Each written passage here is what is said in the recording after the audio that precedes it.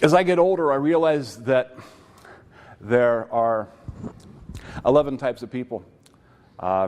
People who understand binary and people who don't. No, seriously. There are 2 types of tasks in our lives. There's the stuff that has to be done that we personally have to do. We're the only ones who can do it. Or at least we're the only ones who should do it. And then there's the stuff that needs to be done that we don't necessarily have to do. And I'm having a hard time implementing that lesson myself. Just this last year, I finally bit the bullet. And even though I know how to make websites, even though I've made a lot of websites, it's not the best use of my time. And I hired Richard Nongard to rebuild my existing website. I'm so glad I did. It's so much smoother, it's so much nicer. It presents me in a way that makes me and my practice more attractive to the kind of client that I want. So it was a good call on my part. And while I am a cheap bastard, it was a good expenditure of money. Another thing that we have to do, unless your practice is exclusively seeing clients one-on-one, and even then, is creating content.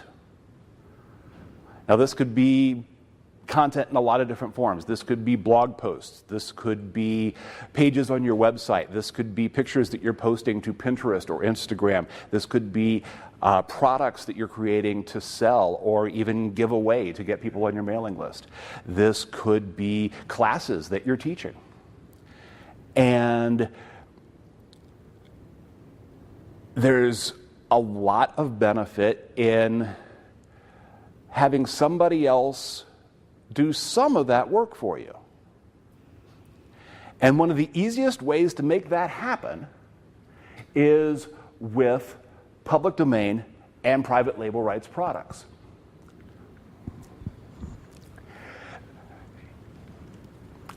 I tell a lot of my clients, they come in and then they want to do this, they want to do that, they want to do this other thing. It's like, dude, you don't need hypnosis. You need an Acme day stretcher. I don't have one, but if you find one, let me know. I'll buy it from you.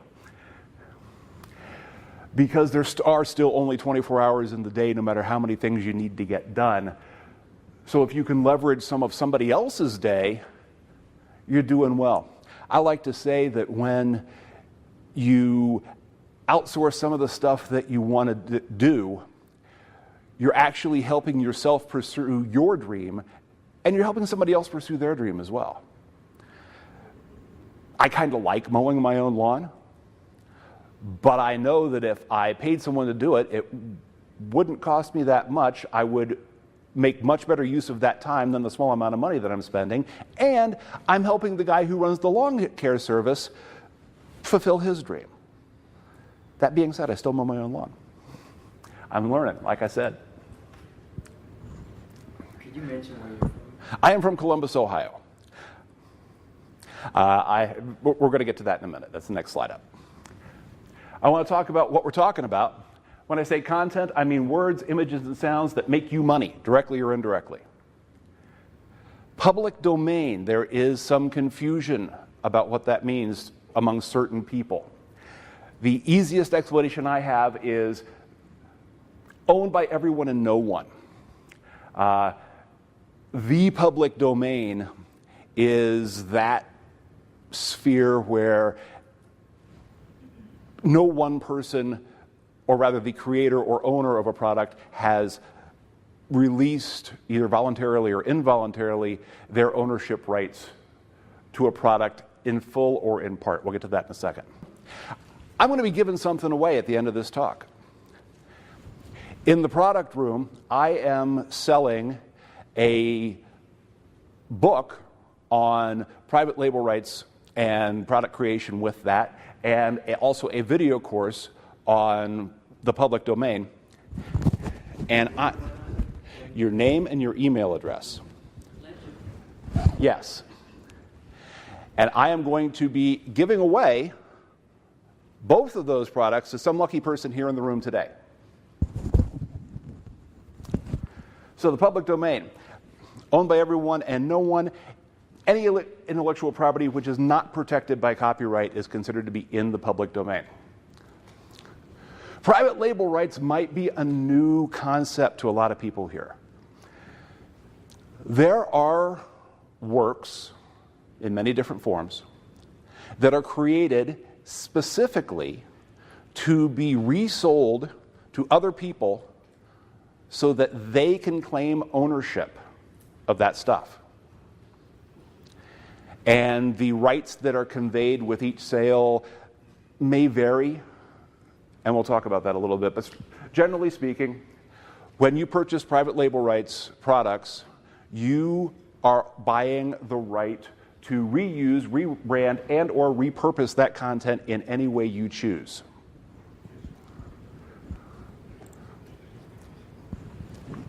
As for me, that handsome devil, I've been a hypnotist for 17 years. I also have spent 27 years in the realm of content creation in one way or another. I was the chief recording engineer at Zanzibar Records. I have been an audio mastering engineer at a custom classical music house. For the past 20 years, I have been working in printing and publishing. If you have, I won't say the name of the company, but it rhymes with Victoria's Secret. If you've ever been in one of those stores, you've probably seen something that I've worked on. So let's start with the public domain. As I said, it's owned by everyone and no one. Any intellectual property that is not protected by copyright is going to be in the public domain, and it can be used by anyone for anything without attribution or compensation. I hope that there is no one in this room. In the early days of the internet, there was some confusion about this among some people, which is kind of a shame. There were people who thought, well, it's on the internet, it must be up for grabs. No, it's not. Some stuff is. We'll talk about that in a little bit. I mean, anything on WikiCommons is up for grabs. Stuff on my website isn't. Who here has seen this picture? We got one. This is a picture that was taken at the 2013 Oscars. Ellen DeGeneres organized this selfie. This is back, like I said, 2013. Selfies were kind of a new thing. Ellen DeGeneres put this together. There were cameras in the swag bags. It was Ellen's camera, and you've got Ellen and Meryl Streep and Brad Pitt and a couple other folks there. You've got Bradley Cooper up there in the front. He's holding the camera. Ellen organized the picture. Ellen staged the shot. It was Ellen's camera. Bradley Cooper owns the copyright to this picture because he's the one who pushed the button. So it's that specific? It's that specific. Who's seen this picture? Got a couple, okay. I mean, that's a very striking picture, and the most striking thing about it was this black macaque monkey took this picture. The photographer went out, spent several days with this colony of monkeys, getting to know them, becoming established within the group, and they were very, very curious. He set up the camera, put it on the tripod, staged the photo, and handed the remote shutter to this black-crested female macaque, who pressed the shutter and took her own selfie. Now, this guy, because this is just a striking picture, has made quite a bit of money licensing this picture. Until the folks at Wikipedia got a hold of it. They decided that because the monkey snapped the picture, and in the United States, only human beings can own copyright, it is that specific, that this picture was automatically in the public domain. They could do whatever the heck they wanted with it. Yes? If he hadn't disclosed the interesting story about the monkey doing it... He had disclosed that story. They didn't care. But if he hadn't? If he hadn't... I assume he did it, right? I wouldn't know. Well, they wouldn't have that leg to stand on. True, but part of the interest behind the story was how the picture came to be taken. And at the time, he had no expectation that anybody was going to say, because you didn't click that shutter, he was the only person there, it's not yours. I have also heard, I do not have confirmation on this, that PETA is suing to give the copyright rights to the monkey. I'm not quite sure what she'd do with them, but I don't think PETA's too concerned about that. So you've got the Bradley Cooper picture. You've got the monkey picture, which may or may not be in the public domain. What about this thing? Can't touch, it's used by somebody else.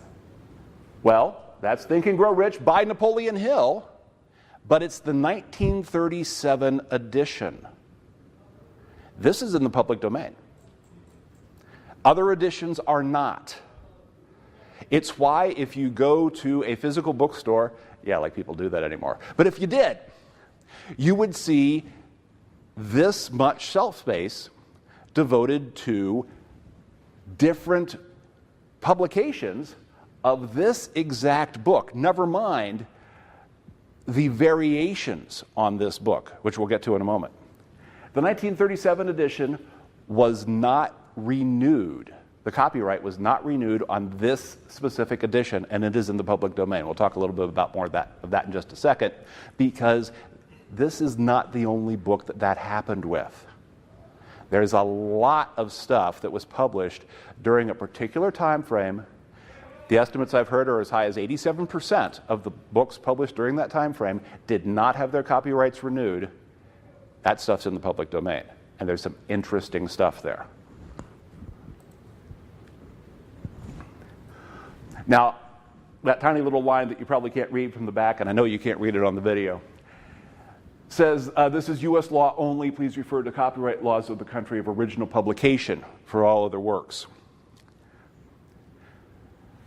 Anything published prior to 1923 is in the public domain.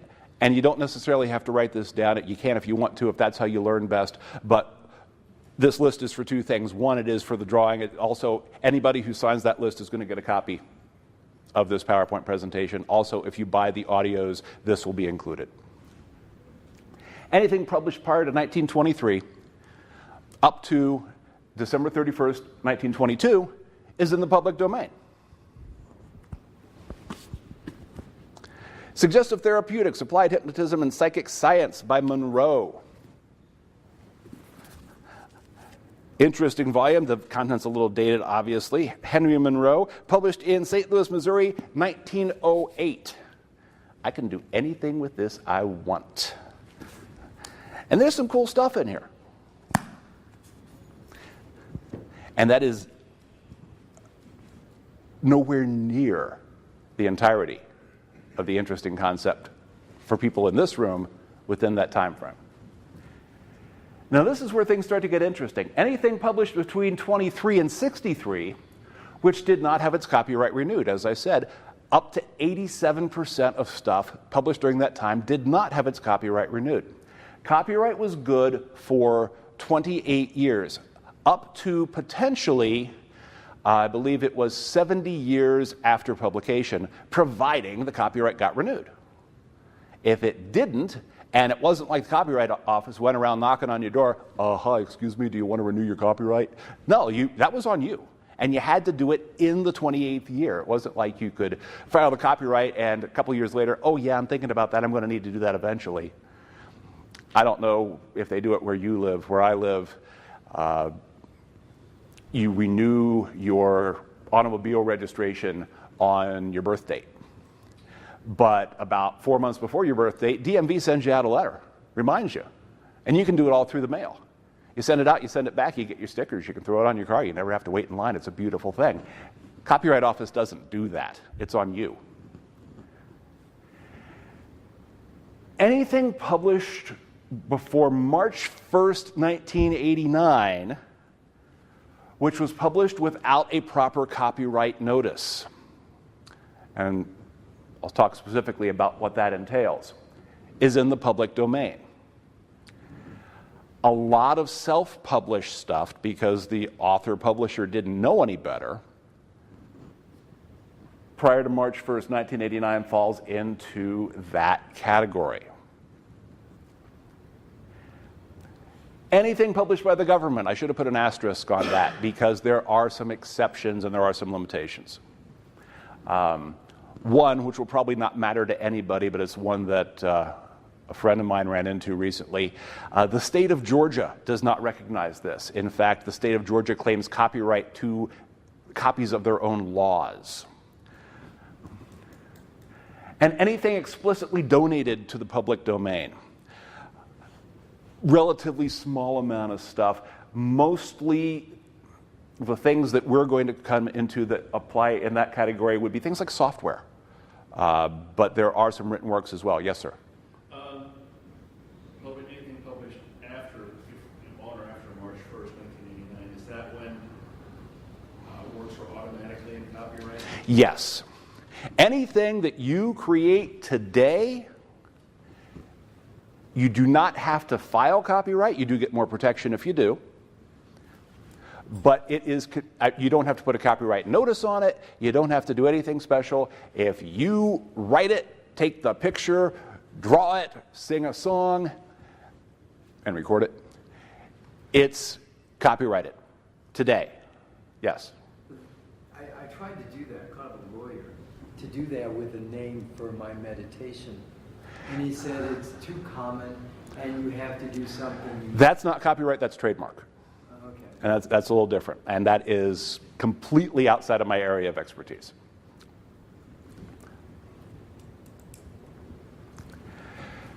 Now, when we think about stuff published prior to 1923, a lot of it is dated. A lot of it is superseded. But a lot of it is stuff you can make money on. Who here's heard of Matt Fury? Anybody?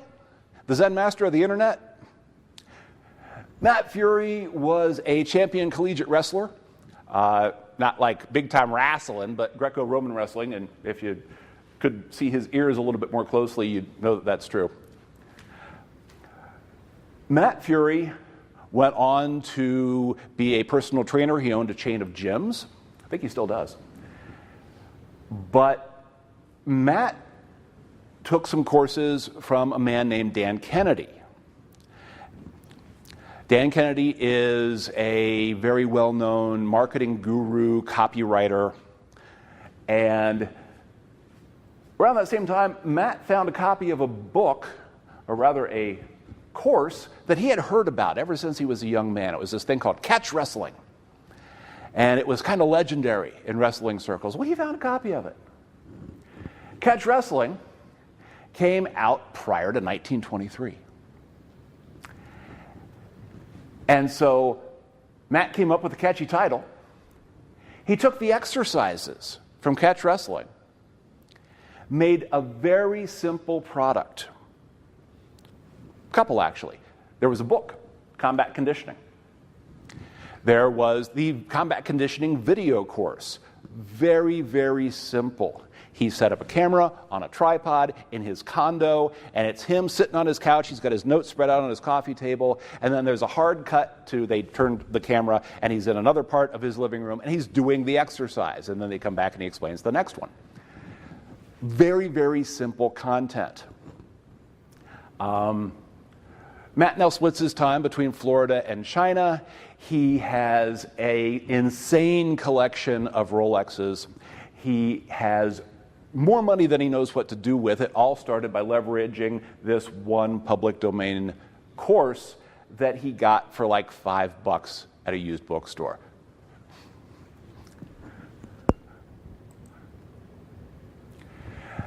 Now, there's lots of stuff published prior to 1923, but you have to understand what you can and can't use. For example, The Wonderful Wizard of Oz by L. Frank Baum. A lot of folks don't know there was a whole series of Oz books. They only made the one movie, or rather they made multiple variations on that one movie. The Wonderful Wizard of Oz is in the public domain. Most of those books were written before 1920, let alone 23. The Judy Garland Wizard of Oz movie, which was made without having to pay the Baum estate a single penny because the stuff was created prior to 1923, is not in the public domain. And certainly, The Wiz is not in the public domain. But all of these were created from The Wizard of Oz. Think of all those Disney movies that were created from Grimm's fairy tales. Grimm's fairy tales are in the public domain. There's a reason why Disney used that as their source material. They didn't have to pay anybody for it. They had to pay the writers to adapt it. But the original stories are free.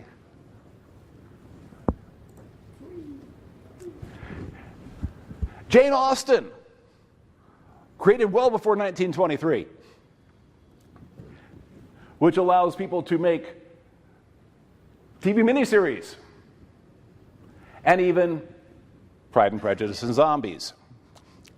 Because again, the folks who did, and it was originally a book, Pride and Prejudice and Zombies do not have to pay the Austen estate a single penny because the original source material created prior to 1923.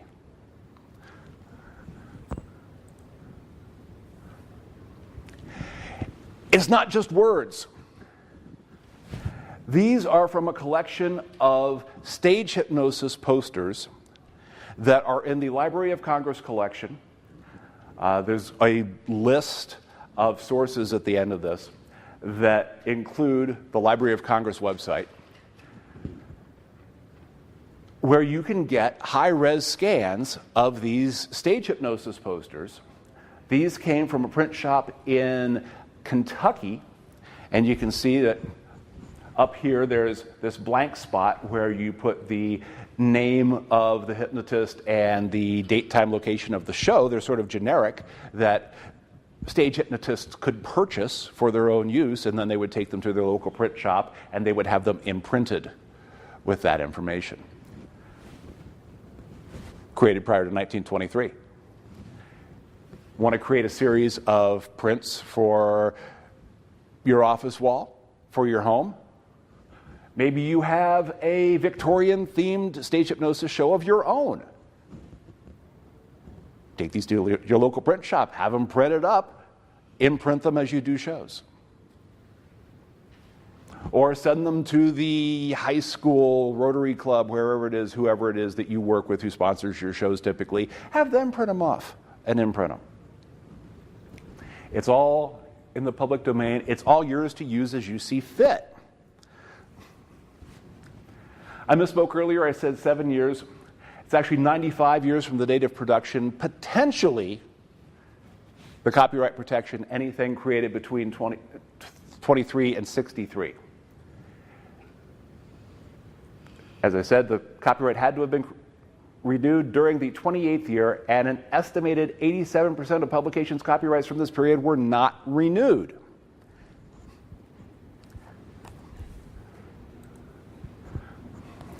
Who here, either themselves or maybe their kids, were ever involved in high school production of Little Shop of Horrors? Or perhaps you've seen that Little Shop of Horrors is being produced in your town. You? Okay. It's because Little Shop of Horrors is in the public domain. Little Shop of Horrors was a movie that came out in 1960, and the person who was in charge of renewing the copyright didn't. Which is why we get things like the Rick Moranis version of Little Shop of Horrors. We get the more recent Broadway production of Little Shop of Horrors. We get the version that the high schools use. And the original author does not have to be paid. If you don't know this, if you're putting on a dramatic production, typically speaking, you have to pay whoever owns the script, owns the rights to the performance, in order to put the thing on. Little Shop of Horrors is free, short of actually renting the actual script. Sometimes you have to do that.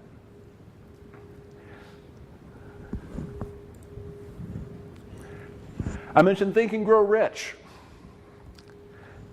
The 1937 edition, I want to be very, very clear about this because there has been some confusion. There are other editions. The 1937 edition of Think and Grow Rich is in the public domain. You can do with it whatever you want, short of claiming copyright yourself. You could theoretically claim to be the writer, but no one would believe you. And you can do whatever you want. You can just put out a reprint edition. The one on the left, Think and Grow Rich, original reprint, 1937, original reprint. I had to stop and think about that for a second. Original reprint. At the top of the escalator out here, there's a sign for the restaurant that's down adjacent to the Alligator Bar, Alder and Birch.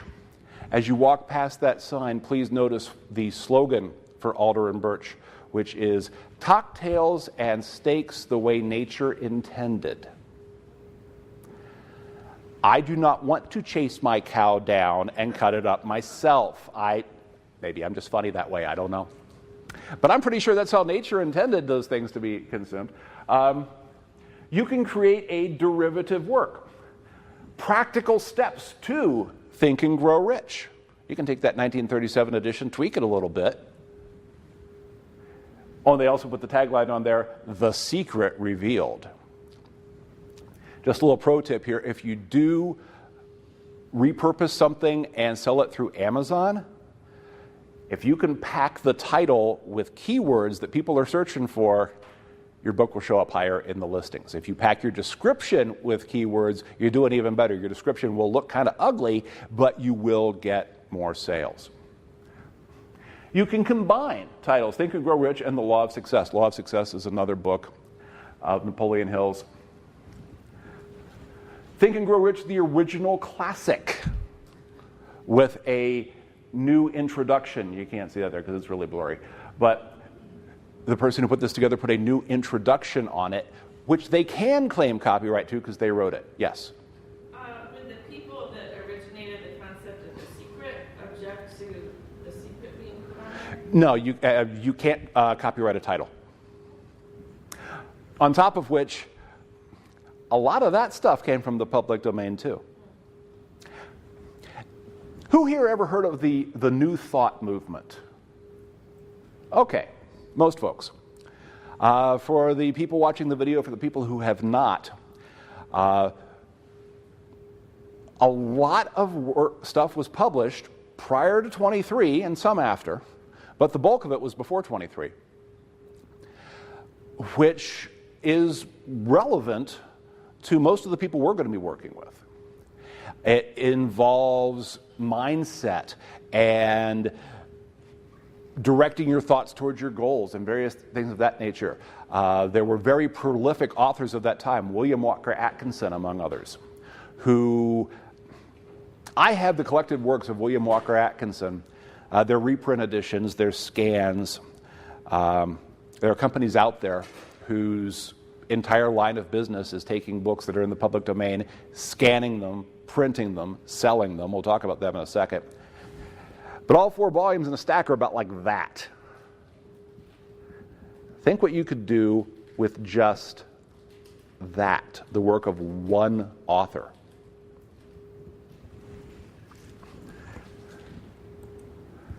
But a lot of Atkinson's stuff leads into The Secret. I thought this was relevant. How you can bowl better doing self-hypnosis. Team Live Badass will be ruling the lanes tonight down at the bowling alley. I bought this for $5. This book was published by the Wilshire Publishing Company, Melvin Powers Company, in 1961. Wilshire was notoriously bad at renewing their copyrights. I won't say that everything they put out prior to 63 is in the public domain, but a lot of it is. And I'm going to show you how you can check that. But this was $5. The copy that you see on the right with the far less attractive cover is published by a company called Kessinger. All Kessinger does is take stuff that's in the public domain, scan it, and make it available through print on demand. And they charge a lot for their books. If you were curious, by the way, how you might turn this into something editable, short of typing this up yourself, as I mentioned, I've worked in printing and publishing for the past 25 years or so. Most print shops have a machine that cuts paper. Print shops don't usually, depends on the kind of shop, get their paper in at the size they're going to use it, unless they're running a lot of stuff through glorified copiers, which a lot of shops do. But they'll get stuff in sheets that are 40 by 28 inches, or 40 by 26 a lot of times, and they will cut them down to the size that they are going to run them through the press. The same machines that cut down those papers will very easily cut the spine off a book, which you can then stick into the duplex document feeder of a printer scanner copier that you could pick up at Staples or Office Max for about $95, far less on Craigslist because the printer tends to crap out on those and you don't care about the printer, you want the scanner. Duplex scanning, because that way it'll do both sides without you having to flip it over. You stick these loose pages in the document feeder, you go make dinner. And when you're done, you have, typically these things dump onto a flash drive, the scans of all your pages. You can then use software called optical character recognition software to turn this into editable text.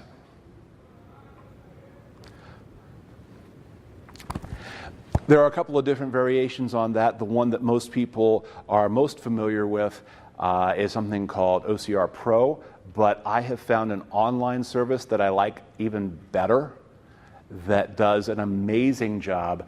You just upload your PDF, go get a cup of coffee, you come back, you have a Word file. It's amazing. I do not have that resource in here, but if you're interested in doing that, catch me at my table in the merch room and I will give you that URL.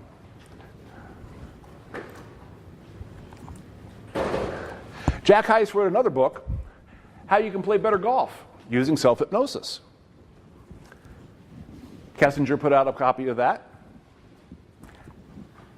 On the right, that's the same book with a cover that somebody probably went on Fiverr, paid somebody $5 to whomp together. But it's the same title, it's the same author. It's got some flashier stuff on the cover. That one on the right there is being sold through a website called TradeBit. It's a digital download. It's I think that particular one was like $2 or $3. And you can do with it whatever you want. Just because Kessinger put out a version, just because this guy put out a version, doesn't change the fact that the book is in the public domain. Some of these folks will put a copyright notice in their book. It doesn't apply. The law is very clear. Mechanical reproductions of copyrighted books do not constitute any sort of originality and cannot in and of themselves be copyrighted. Yes? So it'd be interesting to go to Amazon and see the books that sell that are redone like this, and so then you'd know there's a real market for making it jazzier like the one on the right, right? Yes. Because the one on the right was being sold through a very, very narrow marketplace, I'm not entirely sure that that would matter for that guy. But for taking it and moving it out into a bigger, more expanded product, book, class that you could present, absolutely. You'd want to be doing that to do some market research. And you're very prescient. We are going to be talking about that here moving forward. How do you check copyright renewal? Copyright registrations since '78.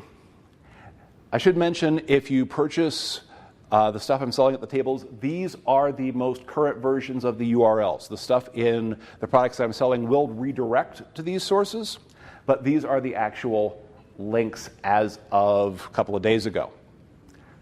Library of Congress. You can check registrations since '78. But we're looking for older stuff for the most part. University of Pennsylvania Archives of Registration and Renewals. My personal favorite is the Stanford Archive of Copyright Renewals. If something shows up in one of these three places, it is protected by copyright.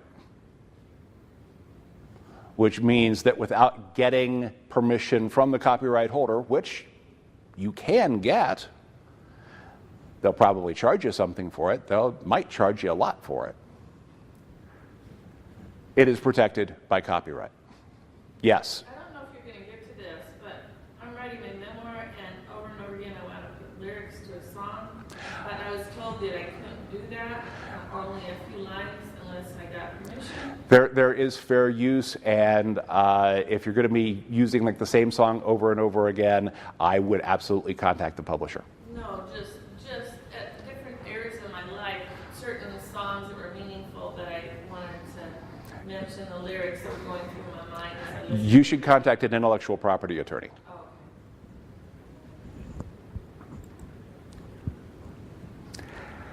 Now, I mentioned that anything published before March 1st, 1989 that was published without a proper copyright notice is in the public domain.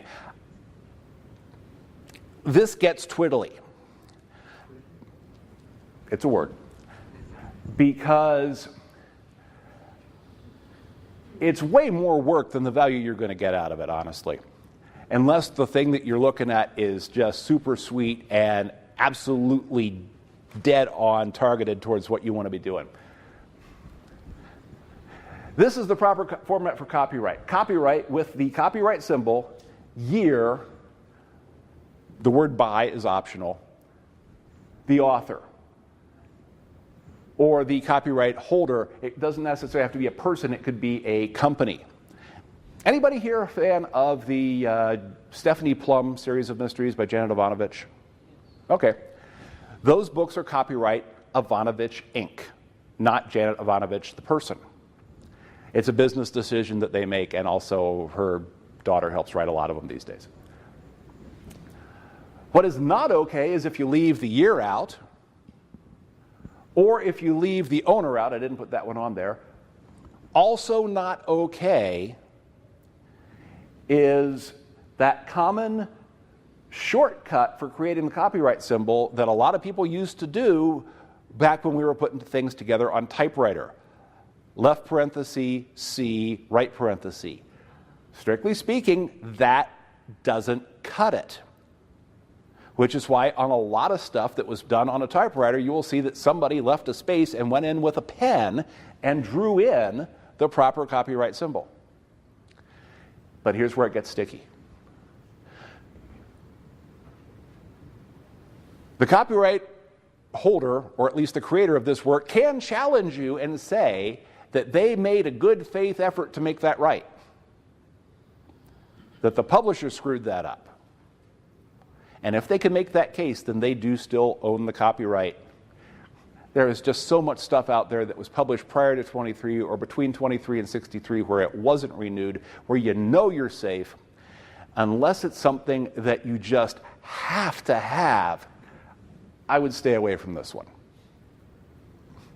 Or if you are reasonably sure you are not going to be contested on this, say, for example, you know, one, the copyright notice was not done correctly, and two, the only person who could possibly care about it is dead. Yes? Does it matter if we're not really going to publish it, we're just going to use it on our blog and we don't have that many followers? If you put it on a blog, it's published. But I didn't know, A lot of people, if it's available to the public, even if the public isn't taking advantage of it, it's published. If you're not making money on it, it doesn't matter. The law still applies. Some people think that, well, I'm not making any money on it, so it's okay. No, it's not. The copyright owner might not care as much, but it's not. Yes? Does that apply to blogs as well? Yes. Yes. There is a thing called fair use, where, for example, video review, movie review vlogs will use clips from a movie. Up to a point, that's okay. But if you're doing a review and say, now let's take a look at this hour from Deadpool. No, that's not okay. No, I meant more, like she said, blogs were public domain. What if I No, blogs are not public domain. Blogs are not. No, if the public can get a hold of it, copyright laws apply. If it's on the internet, copyright laws apply.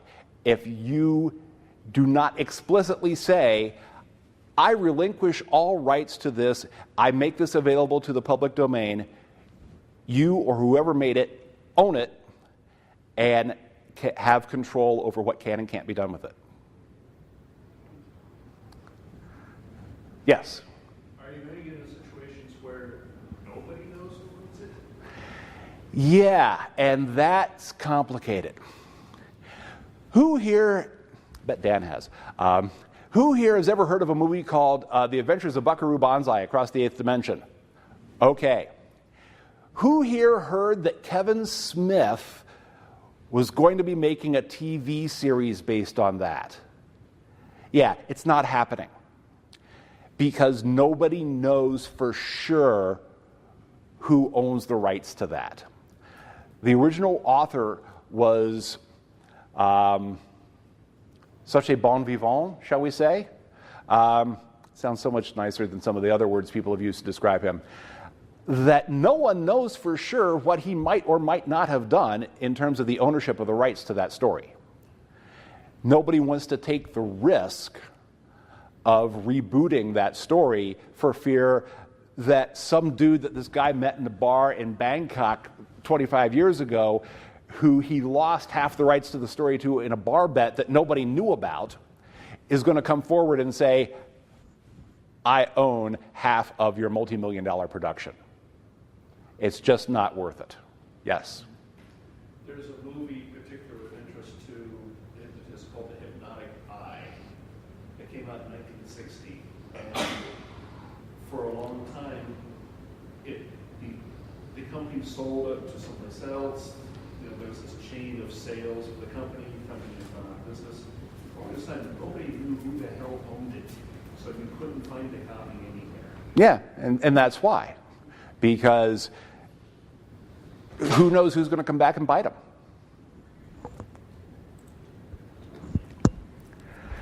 Anything published by the government is in the public domain, with a couple of exceptions. Yes?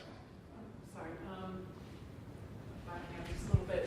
What about content that is, you're not taking anybody's literal content, but more themes, common story? You cannot copyright an idea. If I write a book about this incredible process that I created that took years of my life and millions of dollars, you can write a book on how to use that process too, unless I specifically got you to sign a document saying you wouldn't do it. You can't copyright an idea. Just the way that it's put together, or the specific words? The specific words in the specific order. The rule of thumb is if your work is 65% original, then you're safe.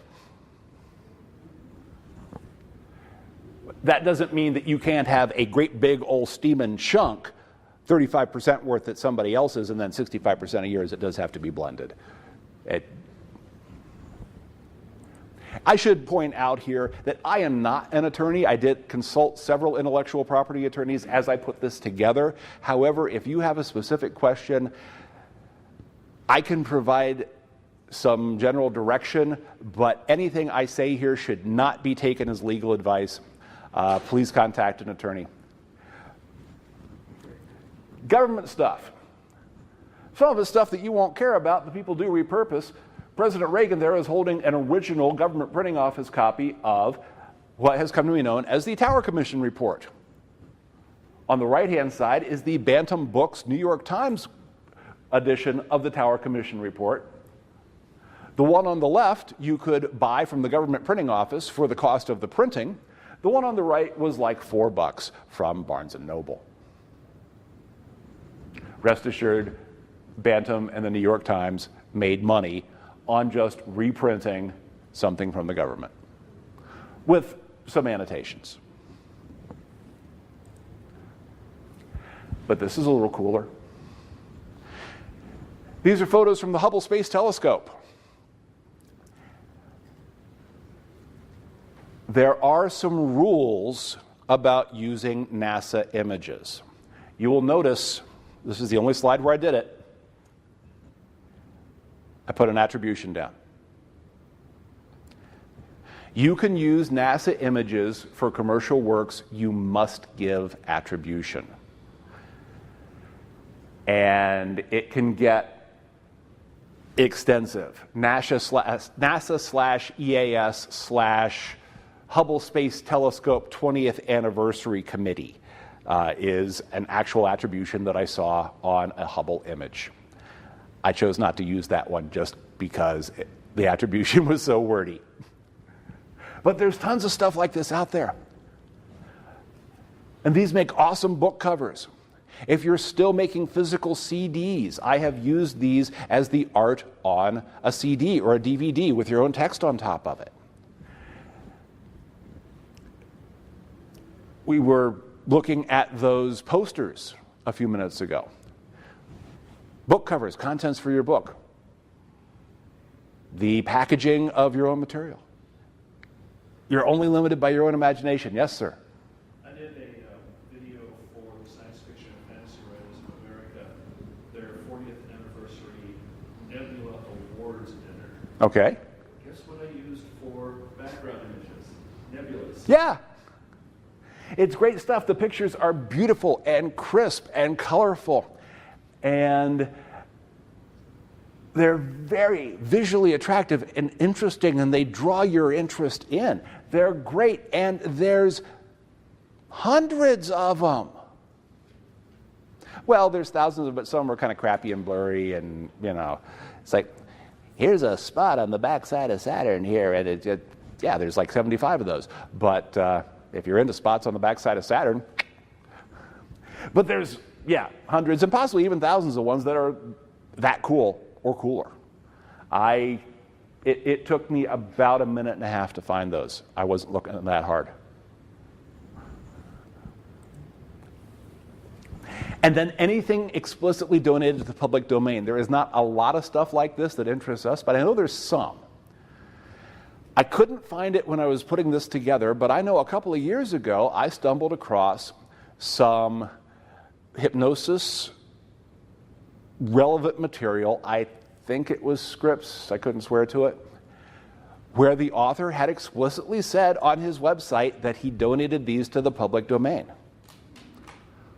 Which meant that you could, if you made the determination that those scripts were any good, you could take those, sit down in front of a microphone, record those, put some background music to it if that's what you're into, and sell it. And you would be completely legally and morally covered. Now, usually when stuff is donated to the public domain, there are some strings attached. If you've ever seen on a copyright notice, all rights reserved, don't have to put that in there anymore, but a lot of times people do it just to be very, very clear, no question. They are holding back all rights. Anything done with that, you got to ask them. Some rights reserved is the term that could be more accurately attributed to stuff that has been donated to the public domain. If you go to Wikicommons, which is the sort of central clearinghouse for all things related to Wikipedia, there are lots of images from various sources, audio sources, text sources, most of which is released under something called the GNU Public License, GNU spelled GNU. There's also the Creative Commons license. All of this is part of the copyleft movement, where some whimsical folks, this started back in the late 70s, I believe, created a copyright symbol with the C pointing the opposite direction. And the notice was something on the order of copy left, 1978, whatever the person's names, all rights reversed, because they were being clever. Usually, not always, if you do something with material that was released with that kind of rights limitation. Included in that rights limitation is that anything that you create from it has to be released with the same rights restrictions or lack thereof. This is especially true of software.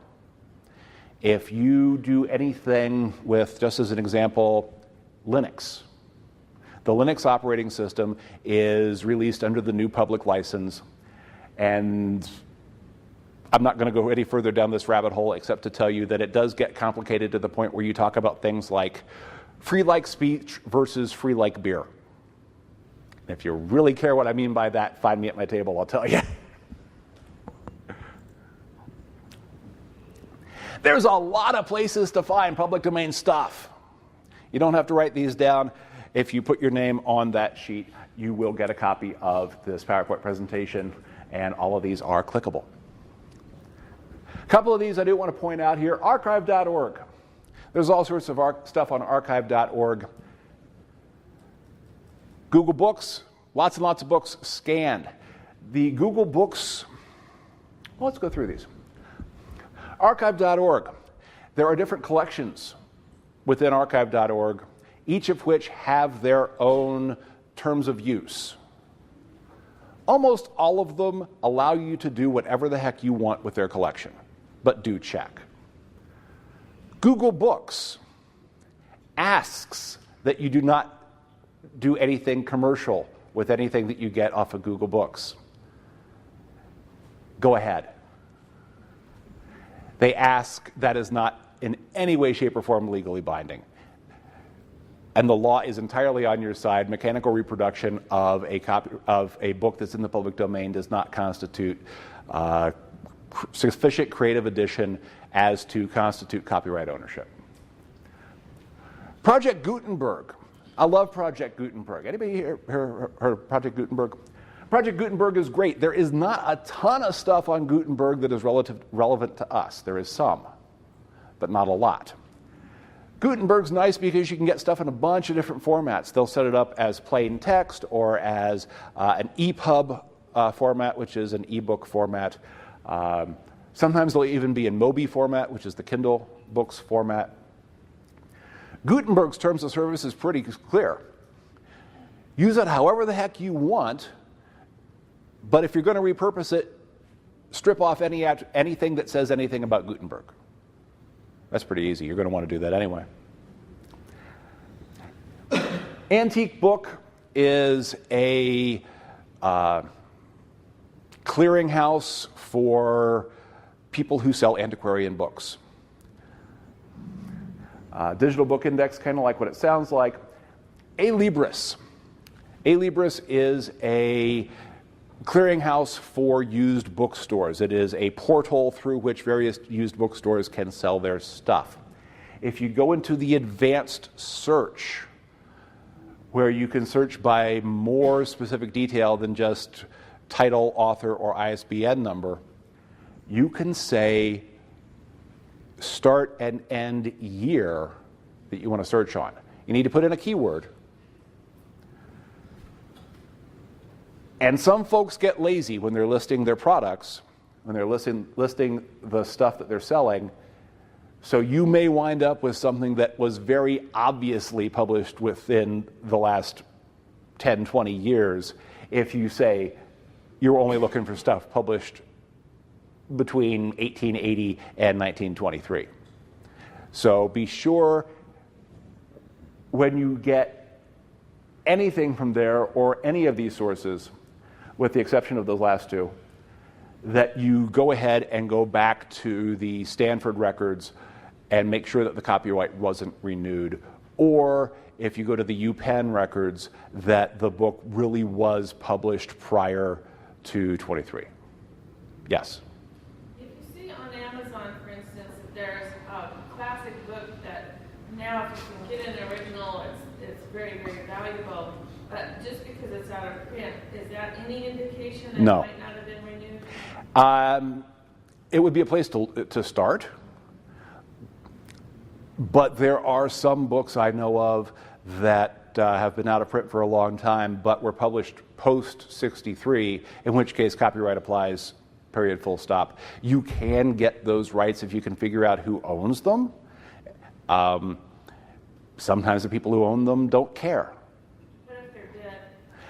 That makes it tricky. There is a book in particular that I am very interested in. The author has died. It was written in '78.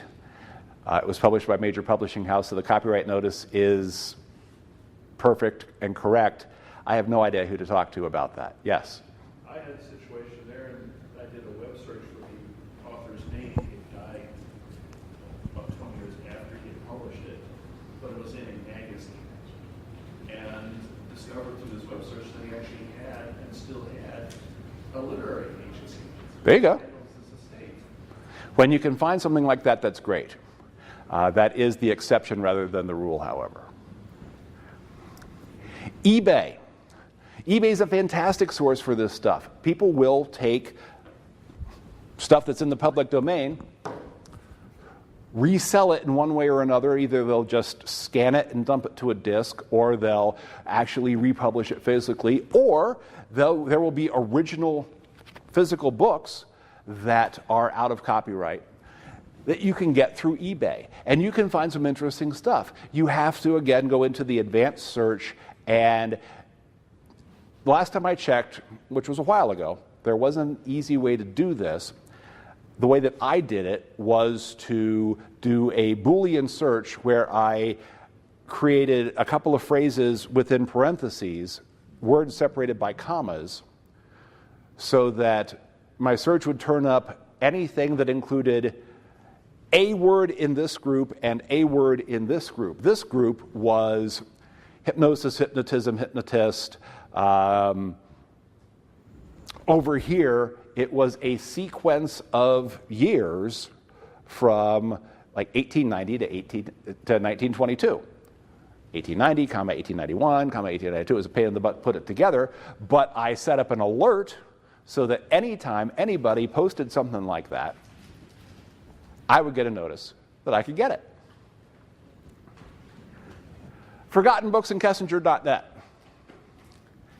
These guys, I'm assuming that they're guys. If there are females involved, I apologize. I use guys in the generic. Take books that are in the public domain.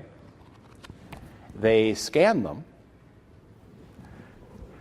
Kessinger publishes physical books. They have butt-ugly covers.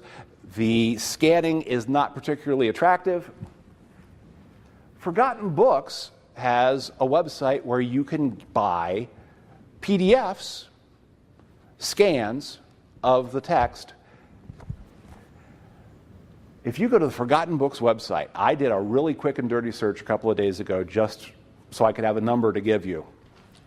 If you do a search on the word hypnosis, now these are books that have the word hypnosis either in the title or the description. There were 196 books on ForgottenBooks.com that a search on hypnosis turned up.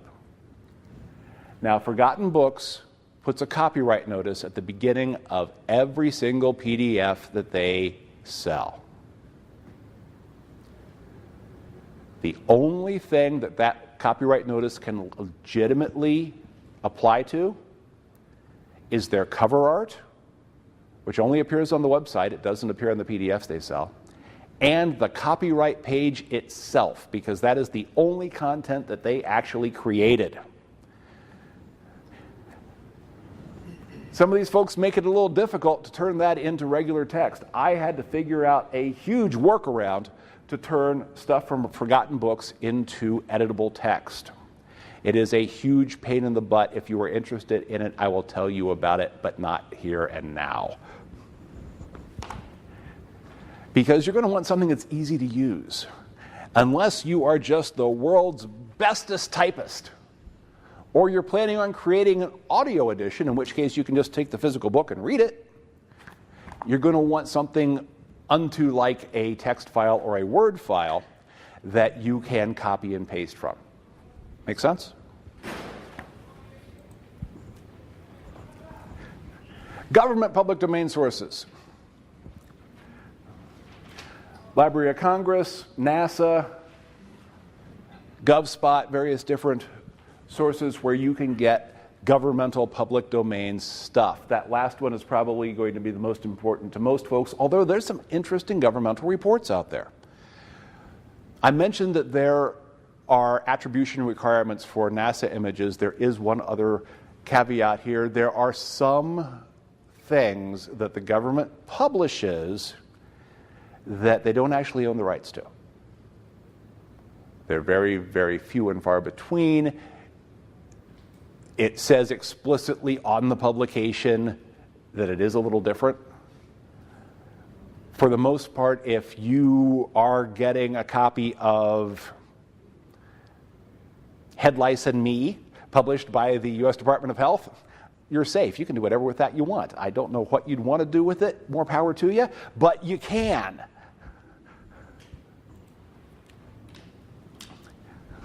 Private label rights.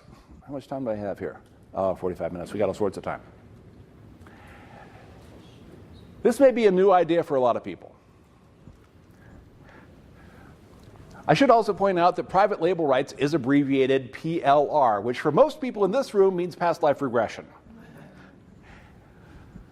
So if you see on the screen or you hear me talking about PLR, here in this room I'm talking about private label rights. With private label rights, you do have explicit permission to reuse, rebrand, and/or repurpose content within specified limits. Every PLR product has its own restrictions. They might be very, very minimal. Some PLR creators say, you can do anything you want with this stuff except pass on the private label rights. So you can use it for whatever you want, or you can sell it to somebody as is for their own use and information.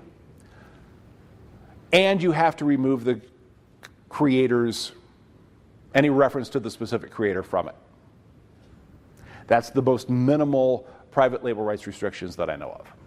They do get more complicated from there on out, and we'll talk about this a little bit. There are two other terms that you will run into when dealing with private label rights stuff. One is resell or resale rights, often abbreviated RR. Means that you can take the thing that you bought and just turn it around and sell it to the end user without you doing anything to it. Master resale rights used to mean that you could sell all of the rights to anybody you wanted to. The same rights that you purchased, you could pass on, including private label rights. That's what it used to mean. It can still mean that. It usually does not. Everything that is sold as private label rights material will have a breakdown of what it is and isn't. And you owe it to yourself to look at that to make sure that you know what it is, so that you don't find yourself getting into trouble. Hey, Jeff. Yeah. Just based on what I'm hearing, I'm assuming private label rights all exist under copyright?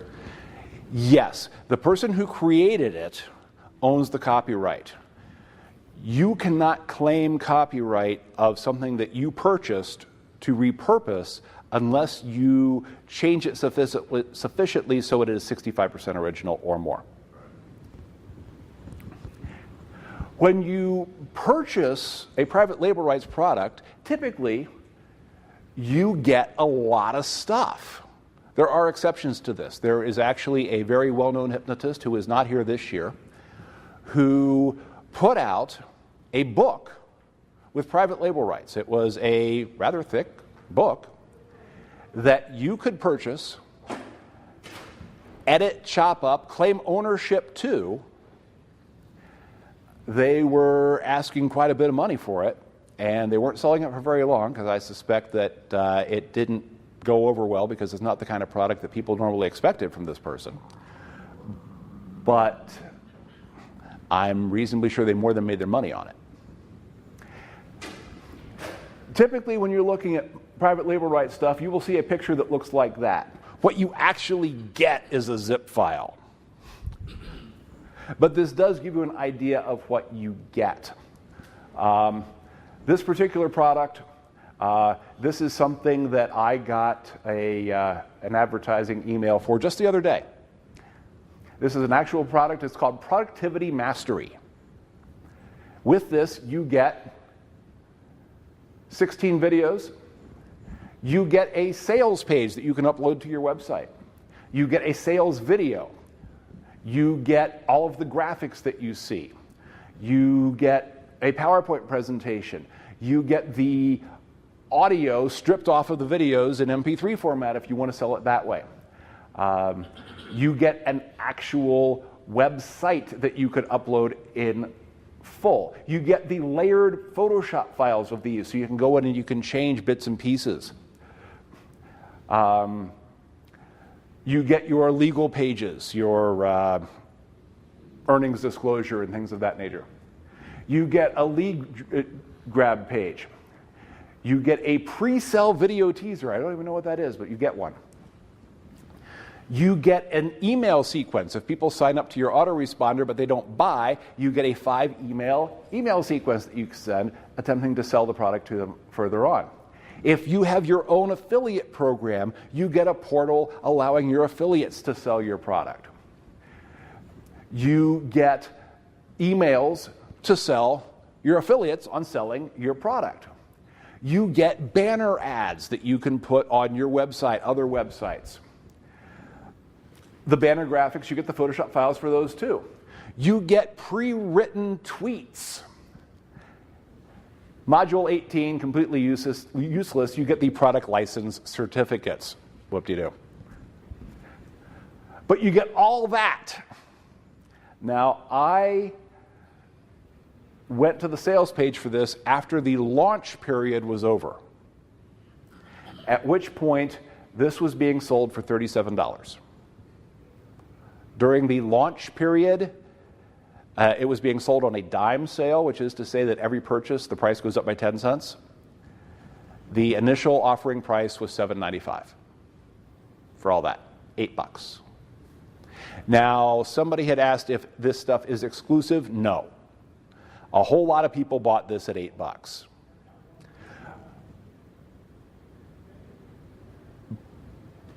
But I bet you very few hypnotists did. Now, I don't know every hypnotist in the world. I'm certainly not on every hypnotist mailing list, although sometimes it sure does seem like it. There is only one hypnotist that I know of for sure, because I've seen this person selling something that I got an ad from the content creator trying to sell it to me. There's only one person I know for sure is using private label rights. I know a lot of you here in this room. Nobody here is competing with that person.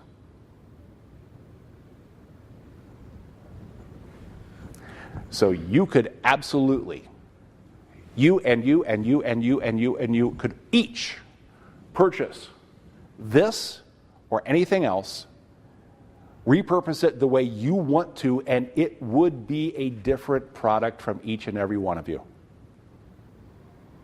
Unless you just slapped your own name on it and sold it. And even if you did, your mailing list is different from your mailing list, which is different from your mailing list, which is different from your mailing list.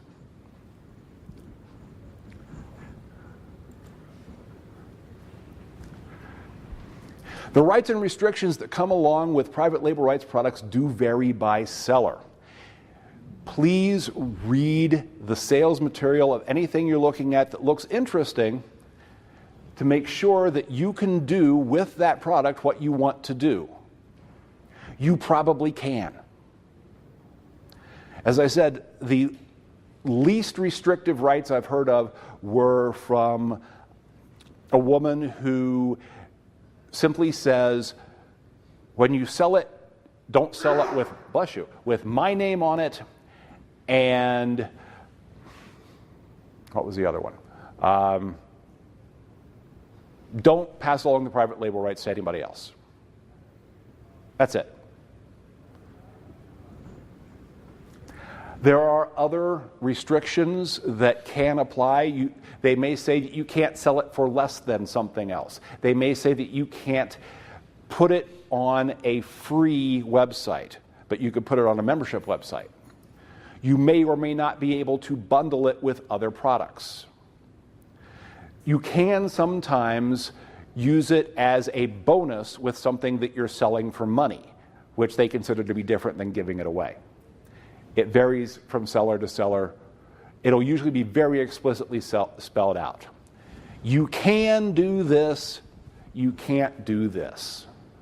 And it'll usually be 10 or 12 things and 5 or 6 things, and it's very, very explicit. They want you to stay within the rules because they want you to buy the next thing that they've got coming out.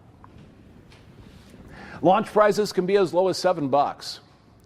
When something comes out during the launch period, they want as many people to buy it. They want to create enthusiasm and excitement for the product. When you buy something like this, once you buy the $7 thing, you are almost certainly going to be offered the opportunity to buy something else that is related to that product.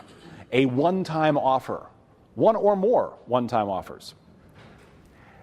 They usually cost more. Price point on those is usually around $37. And it might be a PowerPoint presentation that ties in with that product. It might be the scripts to... Dan, could you help her with the door? There might be scripts that go along with the videos so you could re-record the audio to the videos in your own voice. Additional marketing materials. Some folks will even offer to set up your complete sales funnel. They will install it on your website. They will put all the graphics on there. They will customize the graphics with your name. Yes? I was just going to ask, do you ever get a preview? I mean, do you get a decent preview of the content? Things are kind of... You'll usually just get like the table of contents, but almost all of the stuff comes with a 30-day money-back guarantee. If you don't like it, it's not worth it to them not to give you your $7 back. Yes? Are you going to go into some of the things that you've done with the... Yes. Yes. We already covered this first one. Yes. These things are not exclusive. Most of the creators and sellers of private label rights materials have an affiliate network. I get over 300 emails a day, and at least half of them are from product creators and their affiliates selling private label rights stuff. And it's worth it to me to do this because a lot of these affiliates, in an attempt to get you to buy from them, will have a package of bonuses that go along with this product, which in some cases might be more interesting to you than the actual product itself. I once bought something just so I could get this piece of software, which was offered as a bonus. It's Windows software, which isn't great for me. Yes, I know that's a Winbox, but that's not my usual ride. That is rewriting software. It allows you to have two windows open, the original content and your edited content, and it keeps a running tally as it compares the two of how similar they are.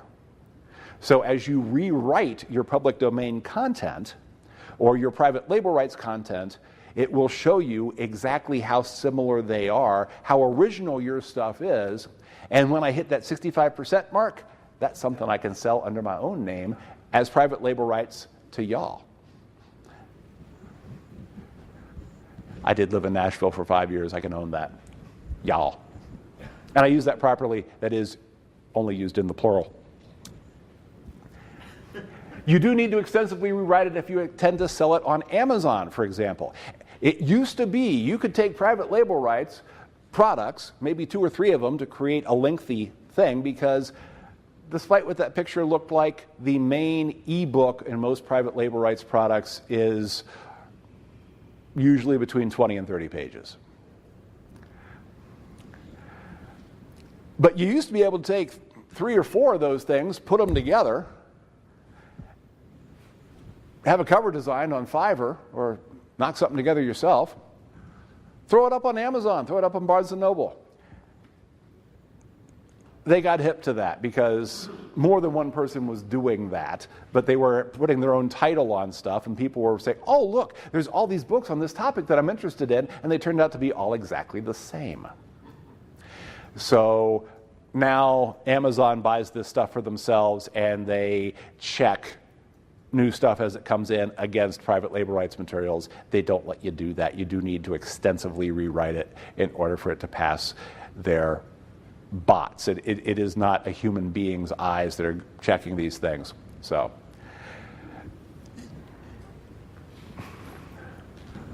product can serve as introductions to a topic or frameworks to create your own more in-depth product. As I said, the main ebook on most private label rights stuff is pretty short. But the table of contents, the list of chapter titles, you could build those out.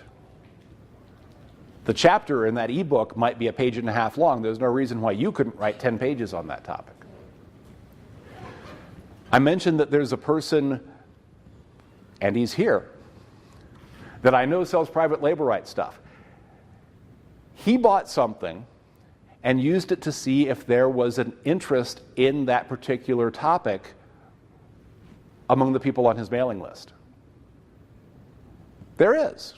And he created an extensive program based around this topic.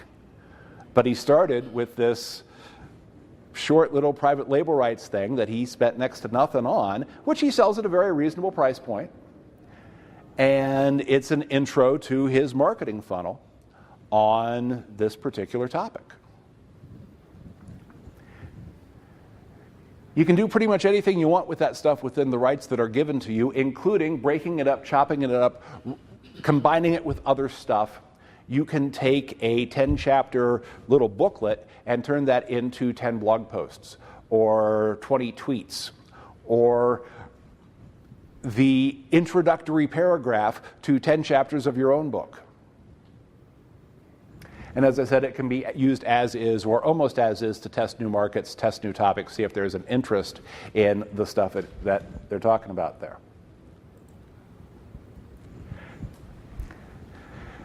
These are some products that have been placed in the marketplace in the last, let's say, 60 days. These are just some. Freedom in forgiveness. Yes? Since you don't have a chance to really look at much except the table of contents, do you usually find the quality to be decent? There are some sellers that I prefer over others. There's very little that I would release simply as is, but there is some stuff. Most private label rights products are sold by people outside the United States. A lot of them are written by people outside of the United States, but they are native English speakers. The writing may be a little choppy. It does seem that some of it was written with search engine optimization in mind. It does seem like the keywords were kind of shoehorned in there. But if you can write at all and you are given editable files for everything, I mean, they will give you a PDF that's designed for you to sell, but they'll also give you the Word file so you can rewrite it as much or as little as you want, run out your own PDF. So the advantage is that they've already done all the work to set up all these pieces that save you all that work. Yes. And then you can adjust the content. Yes.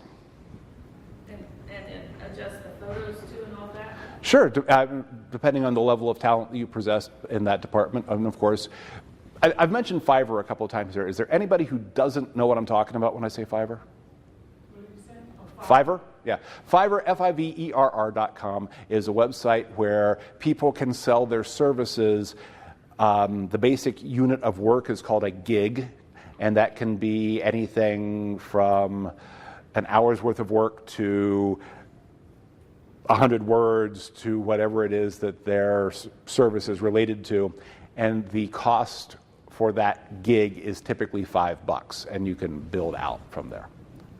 And there's all sorts of services sold there. Audio editing, video editing, video spokesperson. There's some shady stuff too, like I will create a video testimonial for your product for $5. These are some products that have been sold within the last 60 days in the PLR marketplace. This is not by any extent the extent to which this market was tested within the last 60 days, but these are just a few that I stumbled across, again, doing just a very quick pass on the topic. Freedom and forgiveness fits very well in with what a lot of us do. I'm sure that a lot of us would find $7 worth of value in the graphics on that alone. Personal transformation mastery. If you are just sticking your toe into that particular aspect of the market, might be a good way to see if your mailing list is interested in that as much as you are. Mindful eating. This book is 30 pages. Don't let the graphic fool you. The ebook is 30 pages. I looked it up. Mind Power Mastery. I actually bought that one. Overcome Excuses. Bought that too.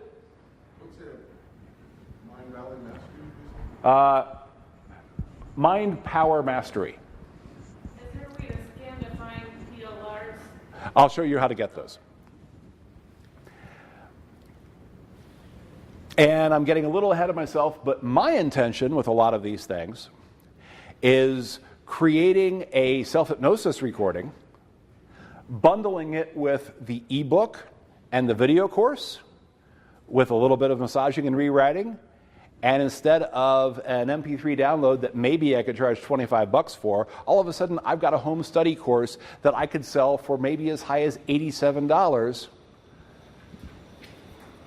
My investment in that was $44. I bought the one-time offer. I sell one, I've made my money back. I said if I sell one, I've made my money back. 2 times over.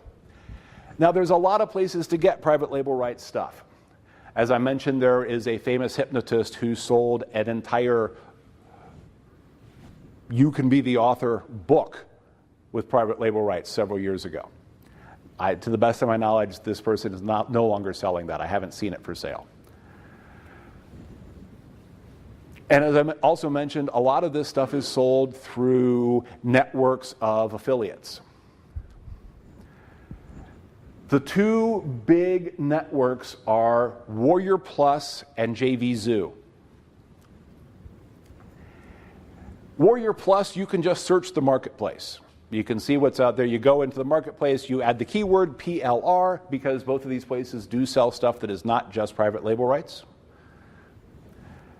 And it will kick back everything in their market that's PLR. JVZoo, they're not going to let you see their catalog until you sign up. You can sign up as an affiliate. It doesn't cost you anything. You don't actually have to do any kind of affiliate stuff, but it gives you access to their list of products. It also lets you see the complete sales funnel so you know what the one-time offer is before you decide to buy it, which is kind of slick. Or how many one-time offers there are, because some of these products, it's just like, oh, come on, let me get to the download. I don't care about that. Scroll. The sales page is this long. Scroll. Click. No, I don't want that. Wait, what if we stripped out this and this and sold it to you for half price? No! Scroll. No! Well, how about this? It's only $1 for the first month. No! Scroll. I've had some of these where there's like 5, 6 one-time offers. Give me a break, guys. I just want my stuff. I like the stuff from JVZoo a little better typically. I just like the sellers from there. That's my own personal taste. Your mileage may vary.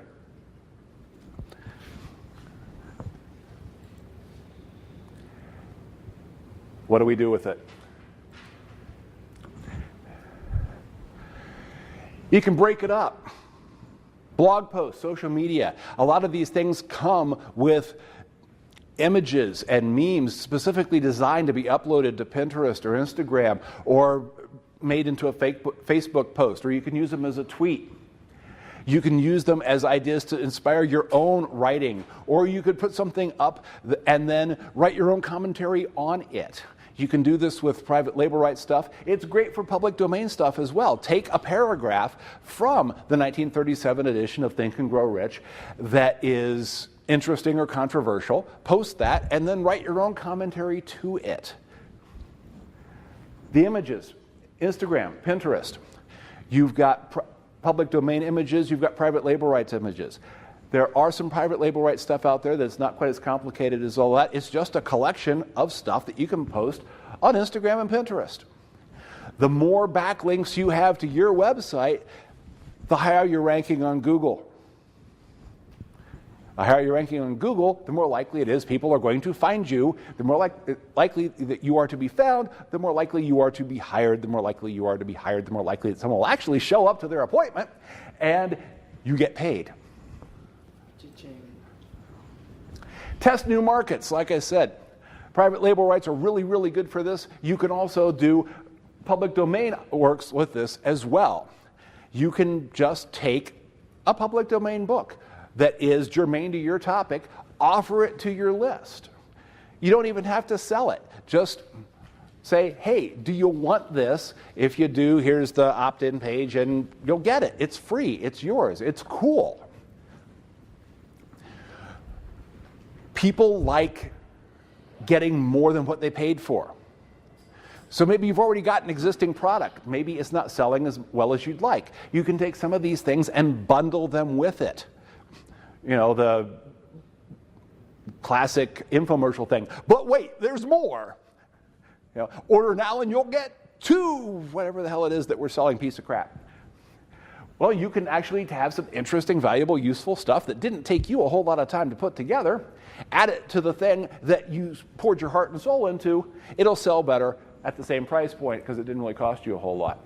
Audiobooks, like I said, you can take any of this stuff and sit down and read it into a microphone, and you can create an audiobook, whether you're selling it through your website, offering it as a download. You can actually get this stuff onto Audible outside the scope of our talk here, but it can be done. You can create a training program, whether it's a presentation here, whether it's something that you are having people sign up for and coming to your central location. It could be offered as a streaming content. Anybody here not know about Udemy? Udemy.com is a platform through which you can offer digital courses, which you can create any old way you want. Some of these courses are quite extensive. Some of them are pretty short. They have their own rules about that. I am not a Udemy expert, but there is a Udemy private label rights program that you can purchase for $7.95. I mentioned before what I'm going to do with some of this stuff. I'm going to take a self-hypnosis recording that I created, and I'm going to bundle it with my own rewritten, reworked versions of some private label rights stuff and create a more fleshed out package that I can sell for a much higher price because of the higher perceived value. And let's face it, something is worth what somebody is willing to pay for it. I discovered that over the summer when I tried to sell my father's boat. I wound up giving it away. Create a journal. I love this one. If you don't have a creative bone in your body, you can create a journal. You can take little snippets out of a public domain work. It works better with that stuff. And add it to the top of a page with some lines on it and maybe a little decoration up in the corner. You can hire somebody to create a cover. Maybe you get it embossed in some vinyl. I was checking, there's a bunch of places online that'll do that for you for cheap. And you've got the Think and Grow Rich Daily Planner, 365 Days to Practical Mental Influence. That's a book by William Walker Atkinson, which is in the public domain. And there's tons of them out there. I'm running really quickly because I'm down to like 7 minutes at this point.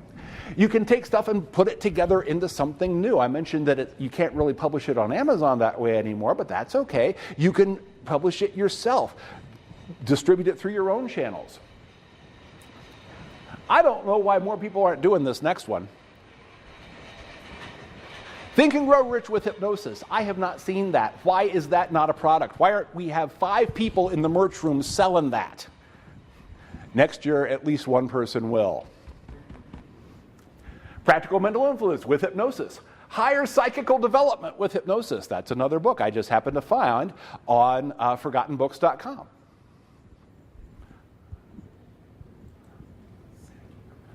Yeah, there's a lot of metaphysical stuff that was tied in with the New Thought movement, and hypnosis was still kind of woo-woo, and woo-woo was not that woo-woo 100 years ago. Use it as an outline for your original book. I love this idea.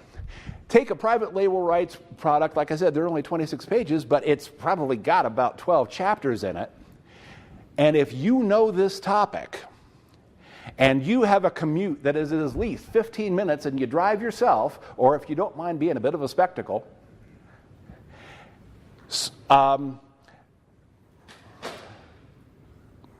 Dragon Naturally Speaking is a piece of software you can buy. There is also rev.com, which is a website which will transcribe your audio for $1 a minute.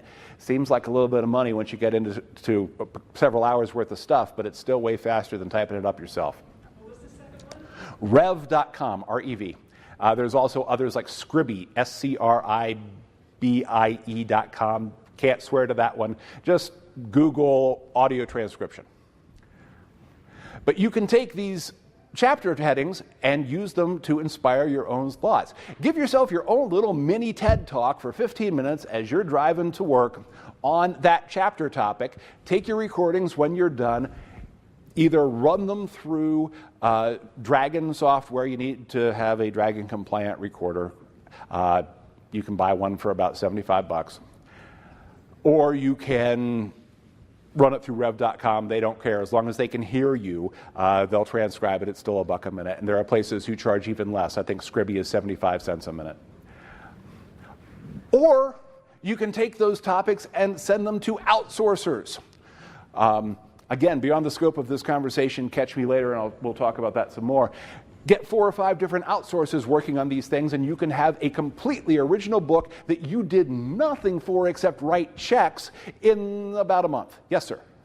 Do either Rev or Scribie, when they convert the audio to the text, edit? No. Okay. So it is verbatim? Yes, it is. But you can hire editors. Or is there an editing site that you recommend? Off the top of my head, no, but I can point you in the right direction. There is a Facebook group called, I think it's called 20 to 50K, and you need an invite to get in, but I can invite you in, which is all about publishing a lot of books on Amazon to have a nice income off of these books.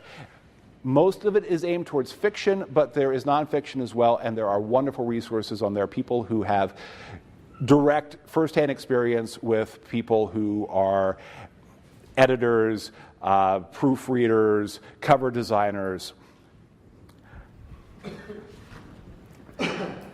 This is a little bit like blank with hypnosis. Blank for blank. Got this idea when I was looking at the various different iterations of Think and Grow Rich. There was a Think and Grow Rich for African Americans. Why is there not an LGBTQ guide to Think and Grow Rich? Practical Mental Influence for teens. Higher psychical development for stay-at-home dads. I don't know. Yeah, I pulled that one out of my butt, but I did it for a reason. You are only as limited as you think you are. As George Carlin once said, if you glue 2 things together that have never been glued together before, some schmuck will buy it from you. There is a population of stay-at-home dads out there who are starving for their own version of higher psychical development, even if they don't know it yet. Let's face it, how many of us knew we needed an iPod until they came out? You can write an executive summary. You can take a book and read it and write a synopsis of each chapter and publish that as its own thing. Create flashcards. This is, again, another physical product idea. You can typically get those printed in China for pretty cheap. And whether it's just an idea on each card or turn it into a game, kind of like the Zebu deck or Jamie Smart's salad cards. There you go. I've got a bunch of other stuff. Everyone's going to get a copy of this if you're on this list. Thank you so much for coming. You are only limited by your own imagination. If you had half as much fun as I did being here, then I had twice as much fun as you, because that's math. Thank you very much.